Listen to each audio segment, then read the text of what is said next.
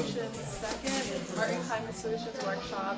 We're here with our artists in residence, Joana Roa and Lucrecia Novoa. Come look around.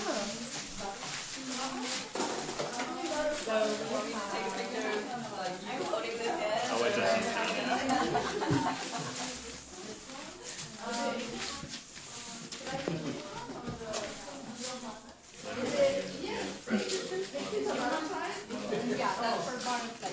this is our sewing. This is our sewing.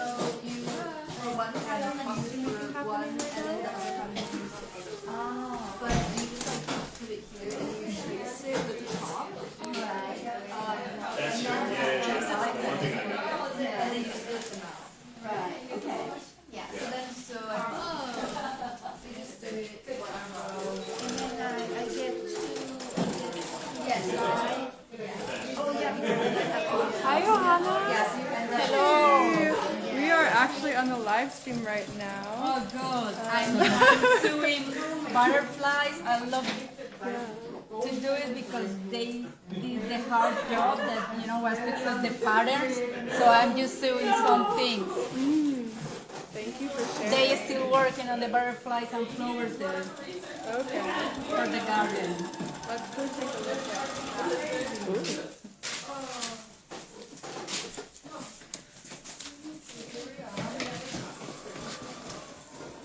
Hi, Carolina. Hello. How are you? Good. How are you? Okay. What are you working on here? I'm working. Do you have a second to Yes. chat with us? Sure. Live stream. Hey. Actually, Yeah. Yeah. I know you're a long-time volunteer here. yeah, off and on, yeah. I've been around for a couple of years. And right now we're making butterflies. Yeah. Not sure what the pattern is, but I'm going to cut things like this. And then Yeah. we're going to, sorry, Oh yeah. No. we're going to make them into little butterflies. Oh, they look amazing. Yes. They're so gorgeous. And, yeah. And very colorful. And they will last forever. Unlike butterfly, unfortunately. Can you tell us a little bit more about that? About the importance of pollinators and just... Yeah, well, we run, we facilitate a school garden in Long Island City, PS 78, my partner and I, with the PTA, teachers, students, and we're always looking for pollinators. So we actually plant flowers that attract pollinators because that's what makes things grow. And so we plant bee balm, which also attracts bees, all kinds of, and we love to plant, I got the name, the one that attracts the monarch yes. butterflies. Oh, I know what you're thinking of. Milkweed. Milkweed, yes. Milkweed. We tried for such a long time to grow that for a couple of years. Nothing was growing, and then the third year we had it all over the garden. And so yeah, and we found a couple, caterpillars because they do deposit the eggs on the milkweed, leaves, yeah. and then the caterpillar feed off of that. So we very much into creating urban agriculture in urban spaces that are healthy for our lives. I think a lot of people don't know that even within a city, there's so much biodiversity. Oh, yes. And so, can you tell us a little bit more about the possibilities for urban agriculture infrastructure? Can you think of anything? Yeah, but I know that apart from a school garden, which by the way were put together both by the New York Botanical Garden, the school, and the local board, and other conservancy groups in Long Island City. Apart from the local school garden, which have grown now to, I think, almost 400 school gardens around the city on the Grow to Learn. We also have, there's also around New York City, roof gardens. There's a whole bunch of gardens in this area as well. And I'm not too familiar with other structures. I know there's New York Restoration Project. There's Yes, a lot yes. Of, They- also just New York Park Service. There's a lot of. Right, because our garden is actually in Gantry State Park, which is, it's, New York State Park. They also do restoration and buffer zones around Yes, the East oyster. River. Yes, yeah, that's a Yes, huge project. yeah, and around the, well, for us it's the East River. And I remember the last hurricane that we had in New York City, the area was flooded except the gardens. Because Yes, 'cause they soak obviously it up. they soak it up. I mean, it's We don't like concrete. We do not like. We no. love concrete, but we need to. No, we definitely Yeah. need, and when we bring the kids to the school garden, we always tell them, get your hands dirty, work with the soil, it's actually really healthy. Really good for your mental health to get your hands dirty, to get your hands in the soil. And then we grow food for the local pantry, so there's that extra element to it. With raised bed gardening, right? Because I know Yes. it's, yes, that's, Yes. if you're ever going to start a garden, please, before you put anything directly in the soil, there's a lot of leaching that happens within New York City because of the toxic waste that is just part of being in a city. But raised bed gardening is pretty easy to do. You can look up a YouTube tutorial. New York Restoration Project, I'm plugging. They have great tutorials as well. Yeah, definitely, and we get our soil tested by Urban Soil at Brooklyn College every year. And it's free. And it's free. It's free soil testing. Yeah, and they come in as a team. We had about 15 students come in that were taking a class on soil conservation, and they came to do a testing. They picked up a sample from all the gardens, and then they came back to us about 2 months later with the results, and our soil is doing really well. As long as we keep it within the raised beds, which are also 12 inches, or the ones that are really Pretty raised. deep. Yeah, they are, and then there's a solid bottom. But we also have the ones that are raised that are really this high, about 4 or 5 feet, 6 feet high. So all The ones that you kids- kind of kneel on with the bench and yeah. Right. And the ones that are standing on legs for the older kids if they don't want to bend down, because we have all Older kinds. kids. Yeah, well, we have all kinds of abilities, and so some of the children cannot bend too low, and so we have them work on the higher beds. Yeah. Yes, there are many accessible forms of raised bed gardening. It's for everyone, and there's free guides on how to do that online.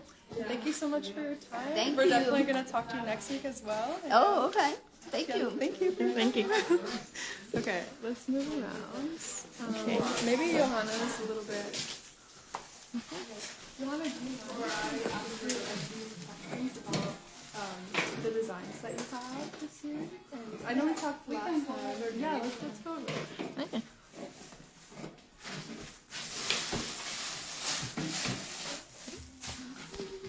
Yes, we have, let me know. Yeah.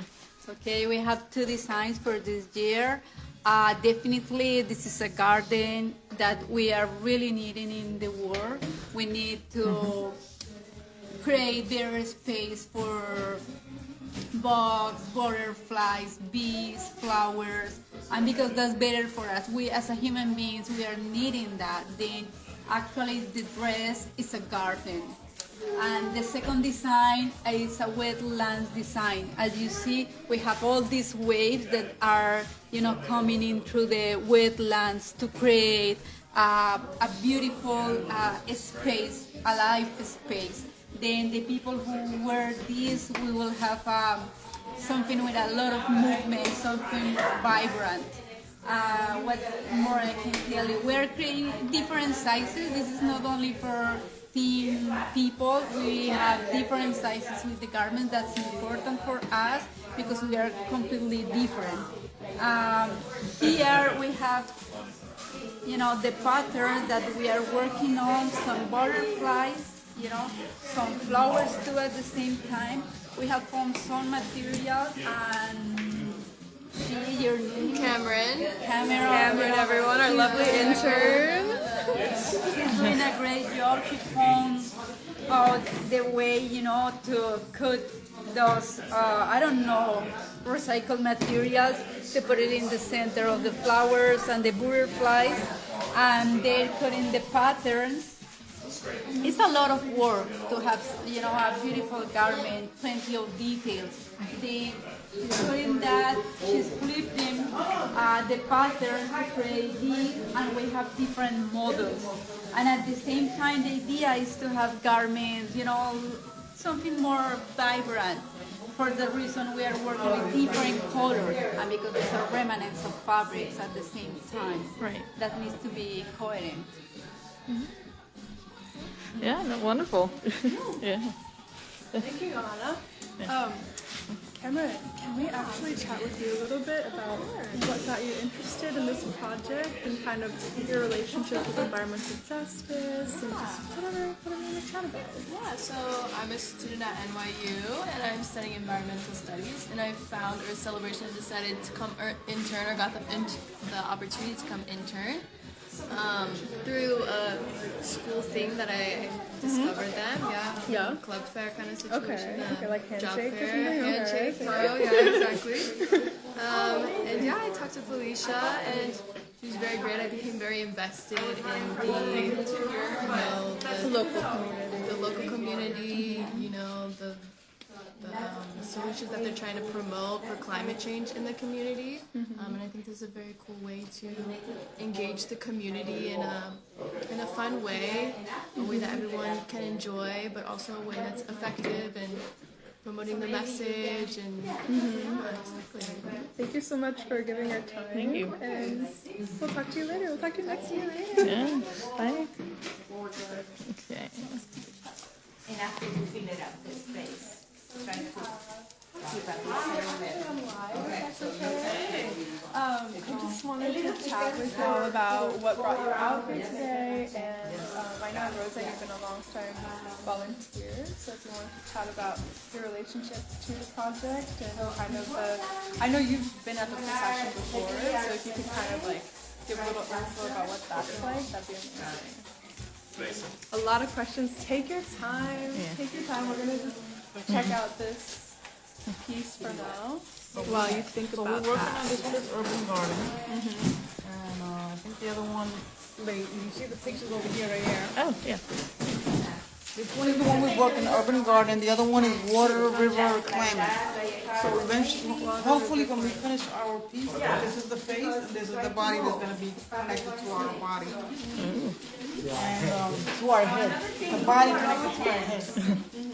So we're trying to finish the finishing touches on it. So we changed the nose a couple of times, we changed the jaw a couple of times, and the ears, and what else is missing? So hopefully we're going to start doing the paper mache soon. And Pedro and myself, we've been involved for over 6 or 7 years with Earth Celebrations. And we came a couple of years back and we came to volunteer. You just liked it so much that you started coming back. We came to volunteer as artists, and then later on we joined the group and did the parade with them in the procession and going into the gardens. And it's important that we realize that climate change is real and it's really happening. And if you see all the earthquakes and all the different changes that's going on around the weather, it's important to let people realize that we have to make a change in the planet. And so basically, after we finish our heads and our costumes, we go to the procession in May, and we let people be aware of with the signs and everything to join us and to advocate for advocacy on making a difference in this planet. And Felicia's been doing this for over 30 to 31 years, and we are proud to be part of this team. And we have learned a lot from everybody else, and if you see the other people here, they enjoy it. It's very therapeutic working with your hands. And also, we have changed as human beings and artists, and we have learned a lot. And so I'm grateful to be part of this group, and we come every year because it's something that is a need for the community, and also we have to let the people be aware that we have to do something. We can't just sit down and wait for our planet to destroy and not do anything about it. So please come out and volunteer with us on Saturdays from 12 to 4. We're on East 6th Street between C and D. And you'll have a good time with us. Even with the rain, come out. It's good. We have a good time. It's been raining twice, and we've got an amazing turnout so far. And art is so cathartic to deal with the kind of.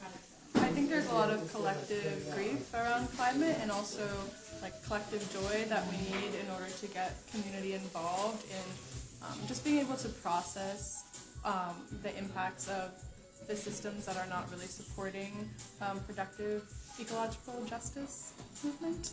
So yeah, come on out and be in community and just know your neighbors and you'll find a whole bunch of group of new friends and artists that we're all in the same, we enjoy working with each other. It's fun. Speaking of, we have a second-time volunteer here.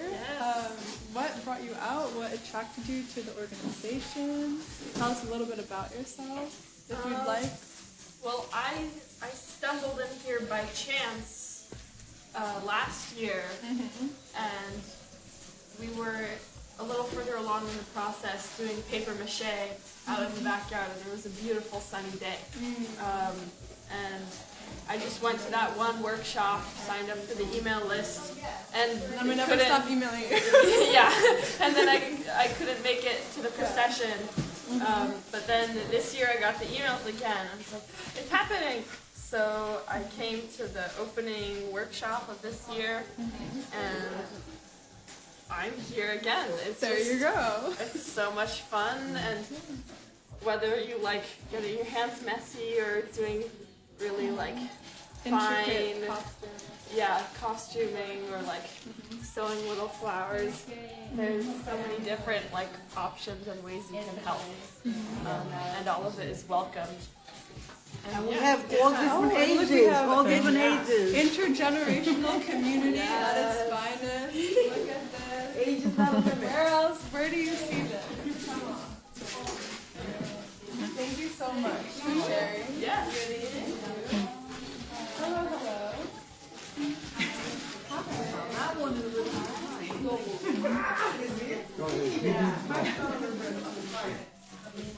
Hi.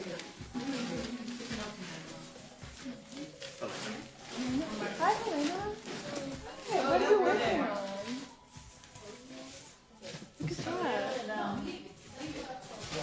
Wow.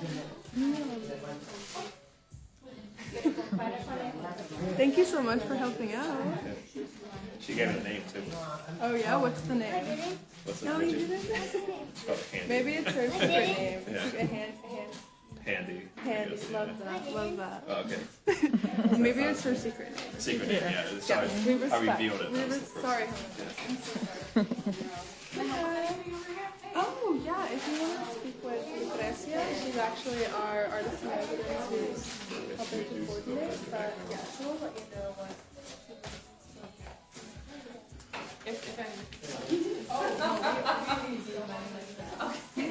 How's the process? It was great. This is definitely an intergenerational kind of suitable from 3 years old to 93 years old.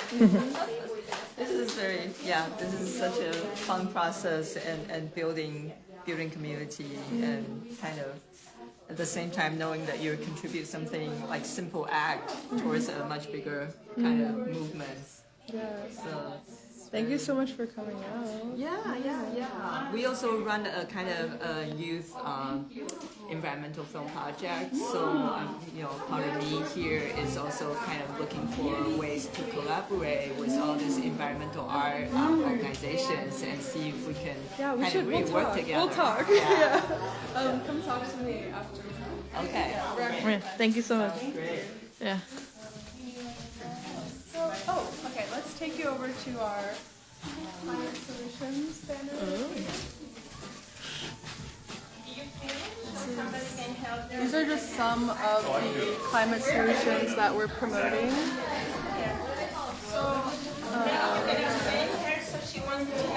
Sure.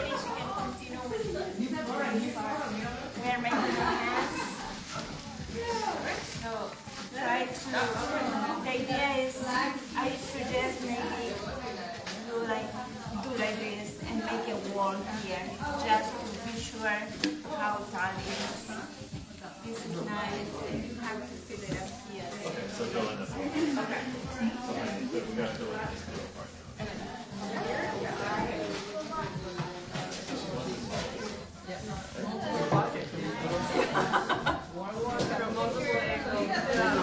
Hey, what's up? How's it going?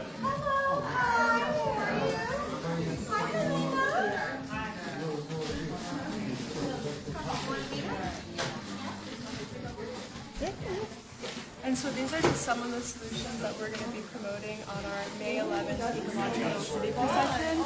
We'll be going through a bunch of different community gardens. We're going to have site-specific performances that kind of evoke all of these different solutions. And just a reminder, we're at 6th Street Community Center, 12 to 4, happening now. Come on down. If you just happen to be watching this live stream, you can still run on down and join in on the fun. You can move over here, I think they're friends. You can take my seat. Yeah, well, we actually just got some new visitors, so I'm going to go kind of tend to that.